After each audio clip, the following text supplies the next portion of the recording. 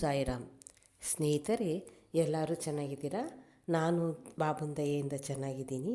ನೀವೆಲ್ಲ ಬಾಬನ ಕೃಪೆಯಿಂದ ಚೆನ್ನಾಗಿದ್ದೀರಾ ಅಂತ ನಾನು ಅಂದ್ಕೊಂಡಿದ್ದೀನಿ. ಸ್ನೇಹಿತರೆ, ನಾನು ಒಂದು ಮಹಾಮಂತ್ರವನ್ನು ನಿಮಗೆ ಹೇಳ್ಕೊಡ್ತೀನಿ. ಇದನ್ನು ಪ್ರತಿದಿನ ತಪ್ಪದೆ 5-10 ನಿಮಿಷ ನೀವು ಶ್ರದ್ಧಾಭಕ್ತಿಯಿಂದ ಕೇಳಿದ್ರೆ ನಿಮ್ಮ ಕಷ್ಟಗಳೆಲ್ಲ ಪರಿಹಾರ ಆಗುತ್ತೆ ಮತ್ತು ನಿಮ್ಮ ಜೀವನದಲ್ಲಿ ಪವಾಡನೇ ಆಗುತ್ತೆ ಅಂತಲೇ ಅಂದ್ಕೊಳ್ಳಿ. ನಿಮ್ಗೆ ಎಷ್ಟೇ ಕಷ್ಟ ಇರಲಿ, ಏನೇ ಸಮಸ್ಯೆ ಇರಲಿ, ಇದೊಂದು ಕೇಳೋದ್ರಿಂದ ನಿಮಗೆ ಜೀವನದಲ್ಲಿ ಉತ್ತುಂಗ ಮಟ್ಟಕ್ಕೆ ಏರ್ತೀರ. ನಿಮ್ದು ಯಾವುದೇ ಆರೋಗ್ಯ ಸಮಸ್ಯೆ ಇರಲಿ, ಮನಸ್ಸು ನೆಮ್ಮದಿ ಬೇಕೇ ಅನ್ನೋದಿರಲಿ, ಏನೇ ಇದ್ದರೂ ಕೂಡ ಇದನ್ನು ಪ್ರತಿದಿನ 5-10 ನಿಮಿಷ ಕೇಳಿ. ಇದನ್ನು ಬಾಯಿಪಾಠ ಮಾಡ್ಕೊಂಬಿಡಿ. ಈ ಮಹಾಮಂತ್ರ ಹೇಳೋದ್ರಿಂದ ನೀವು ಬಾಬಾ ನಿಮ್ಮ ಜೊತೆಯೇ ಇರ್ತಾರೆ ಯಾವಾಗಲೂ. ಮತ್ತು ನೀವು ಮನಸ್ಪೂರ್ವಕವಾಗಿ ಬಾಬನ್ನ ನೋಡಿದ್ರೆ ಅವರು ನಿಮ್ಮನ್ನು ಅದೇ ರೀತಿ ನೋಡ್ತಾರೆ. ಮತ್ತು ಯಾವಾಗಲೂ ನಿಮ್ಮ ಬಾಬಾ ಜೊತೆ ಇರಬೇಕು ಅಂದರೆ ಈ ಮಂತ್ರನ ನೀವು ಒಂದು ಬಾಯಿಪಾಠ ಮಾಡ್ಕೊಂಬಿಟ್ರೆ ಖಂಡಿತ ನಿಮ್ಮ ಜೊತೆಯೇ ಇರ್ತಾರೆ ಅವರು. ಮತ್ತು ಬಾಬಾರವ್ರನ್ನ ನಮ್ಮನ್ನ ಯಾವಾಗಲೂ ರಕ್ಷಿಸ್ತಾರೆ. ನಮ್ಮ ಕೈಲಿ ಒಳ್ಳೆಯ ಕೆಲಸ ಮಾಡಂಗೆ ಮಾಡ್ತಾರೆ. ಅವ್ರನ್ನ ನಾವು ನೆನೆಸ್ಕೊಂಡ್ರೆ ನಮ್ಮ ದುಃಖ, ಖಿನ್ನತೆ ಎಲ್ಲ ದೂರ ಆಗುತ್ತೆ ಮತ್ತು ಬಾಬನ ಆಶೀರ್ವಾದ ನಮಗೆ ಸಿಗುತ್ತೆ. ಈ ಮಹಾಮಂತ್ರನ ನೀವು ಕೇಳಿ ಅದು ನಾನು ಪದ್ಯದ ರೂಪದಲ್ಲಿ ಹೇಳಿದ್ದೀನಿ. ನೀವು ಬೇಕಾದ್ರೆ ಹಾಡು ಬಂದರೆ ಹಾಡು ರೂಪಲ್ಲಿ ಹೇಳಿ. ನನಗೆ ರಾಗ ಬರೋದಿಲ್ಲ, ಏನೋ ನಂಗೆ ತಕ್ಕ ಮಟ್ಟಿಗೆ ನಾನು ಹೇಳಿದ್ದೀನಿ. ಈ ಪದ್ಯನ ಅಂತಲೇ ನೀವು ಕೇಳಿಸ್ಕೊಳ್ಳಿ, ಇಲ್ಲ ಹಾಡಿನ ರೂಪದಲ್ಲಾದ್ರೂ ನೀವು ಕೇಳಿಸ್ಕೊಬೋದು. ಅದೇನು ಆ ಪದ್ಯ ಹೇಳ್ತೀನಿ, ಕೇಳ್ಕೊಳ್ಳಿ. ಜಯ ಸಾಯಿ ದತ್ತ ಸ್ವರೂಪ ಬ್ರಹ್ಮ ವಿಷ್ಣು ಮಹೇಶ್ವರ ನೀನು. ಜಯ ಸಾಯಿ ದಯಾಳು ದಿಗಂಬರ ಬ್ರಹ್ಮನ ಅವತಾರ ನೀನೇ.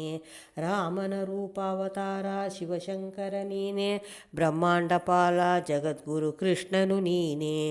ರಾಮ ಭಕ್ತ ಹನುಮಂತನು ನೀನೇ. ತ್ರಿಮೂರ್ತಿ ರೂಪ ದತ್ತಾತ್ರೇಯ. ಕಲಿಯುಗದಲ್ಲಿ ನೀನು ಸಾಯಿ ರೂಪದಲ್ಲಿ ಅವತರಿಸಿದೆ. ಕರುಣಾಸಾಗರನಾಗಿ ಶಾಂತಿಯನ್ನೇ ಮನೆ ಮಾಡಿಕೊಂಡಿರುವೆ. ಒಂದು ಚೂರು ಬಟ್ಟೆ ಕಪನಿ ಮಣ್ಣಿನ ಪಾತ್ರೆ ಇದೆ ನಿನ್ನ ಆಸ್ತಿ. ಫಕೀರನಾಗಿ ಬೇವಿನ ಮರದ ಕೆಳಗೆ ಕುಳಿತಿರುವ ಸಾಯಿ ನೀನು ಜಗತ್ತಿಗೆ ಒಡೆಯ. ನಿನ್ನ ದೃಷ್ಟಿ ಮಾತ್ರದಿಂದ ಭಿಕ್ಷುಕನನ್ನು ಧನಿಕನನ್ನಾಗಿ ಮಾಡುವ ಶಕ್ತಿ ಪ್ರತಿಭೆ ನಿನ್ನಲ್ಲಿದೆ. ನೀನು ಕೊಟ್ಟ ಮಾತಿಗೆ ಎಂದು ತಪ್ಪುವುದಿಲ್ಲ.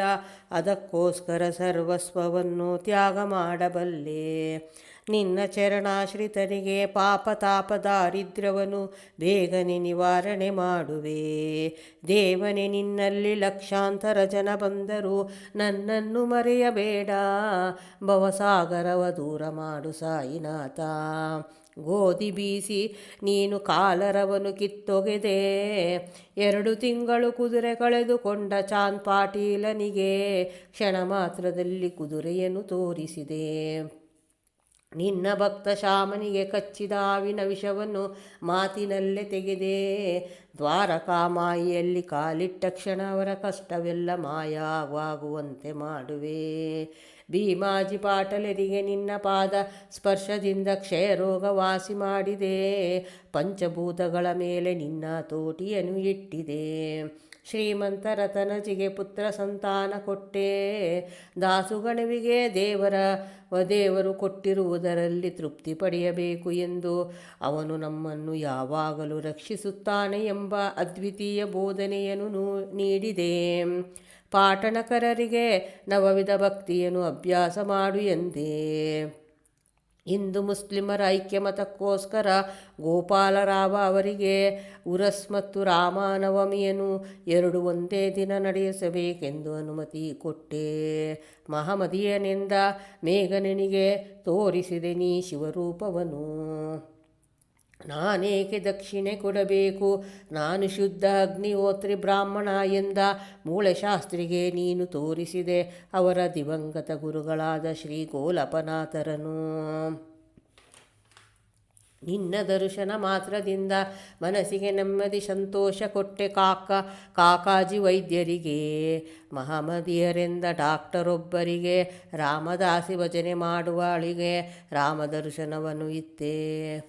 ಮಾಡಪಂಥರಿಗೆ ಶ್ರದ್ಧೆ ತಾಳ್ಮೆ ವಿಶ್ವಾಸಗಳ ಅವನ್ನು ಇಡು ಎಂದೇ ನಿನ್ನ ದಯೆಯಿಂದ ಬೆಂಕಿಯಲ್ಲಿ ಬಿದ್ದ ಮಗುವನ್ನು ಕಾಪಾಡಿದೆ, ದೀಪಗಳನ್ನು ನೀರಿನಲ್ಲಿ ಬೆಳಗಿಸಿದೆ, ಭಕ್ತೆ ಮಾವಸಿ ಬಾಯಿಯ ಸೇವೆಗೋಸ್ಕರ 2 ಅಡಿ ಸಟಕಾವನ್ನು ಹೊಟ್ಟೆ ಒಳಗೆ ಪೂರ್ತಿ ನಾಟಿಸಿಕೊಂಡೆ. ಕಾಕಾ ಸಾಹೇಬರಿಗೆ ವಿಠಲ ದರ್ಶನವಿತ್ತೇ, ನಿನ್ನ ವಿಭೂತಿಯಿಂದ ಎಲ್ಲ ಸರ್ವರೋಗವನ್ನು ವಾಸಿ ಮಾಡಿದೆ. ತಾತ್ಯಾನನ್ನು ಬದುಕಿಸಿ ಅವನಿಗೋಸ್ಕರ ನಿನ್ನ ಪ್ರಾಣ ತ್ಯಜಿಸಿದೆ. ಲಕ್ಷ್ಮೀಬಾಯಿ ಸಿಂಧೆಗೆ 9 ನಾಣ್ಯಗಳನ್ನು ಕೊಟ್ಟು ನವರಸ ಭಕ್ತಿಗಳನ್ನು ಸೂಚಿಸಿದೆ. 11 ವಚನವನ್ನು ಕೊಟ್ಟೆ, ಅದರಂತೆ ಇಂದು ನೀನು ನಡೆಯುತ್ತಿರುವೆ. ನಿನ್ನ ಸಮಾಧಿಯಲ್ಲಿ ಕೂಡ ನೀನು ಮಾತನಾಡಬಲ್ಲೆ. ಭಕ್ತರ ಕಷ್ಟ ಪರಿಹರಿಸುವೆ.